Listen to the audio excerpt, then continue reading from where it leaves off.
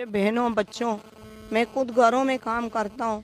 मेरा बेटा रिक्शा चलाता था, ये रिक्शा मेरे सामने खड़ा है, ये रिक्शा दीवार इसके ऊपर गिर गया, पलट गया। कमाने वाला मैं हूँ और बेटे के 5 बच्ची हैं और हुकूमत की तरफ अभी तक मुझे कुछ हेल्प नहीं हुआ। आप लोग जो आते हो, आप लोग की बड़ी मेहरबानी, मुझे देख के दिलासा देते हो। हर किसी को अल्लाह खुशी नसीब करे, लेकिन आज खुदा देखता है जो मेरी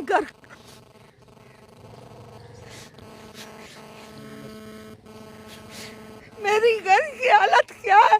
और मेरा शौहर जो है आंखों से बिल्कुल माजूर है, दिखता नहीं है। डॉक्टर ने अपने पीर अभी बहादुराबाद में इसके आंखों का ऑपरेशन हुआ, कहते हैं काला पानी है, आपका आंखों का इलाज नहीं है।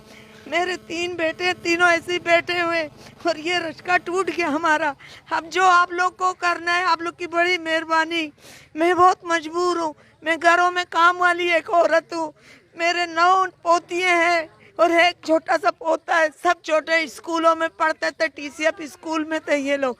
एक 5वीं क्लास में, नर्सरी में, तीसरी में, इन्हीं स्कूलों में, मदरसा में यहाँ पढ़ते थे।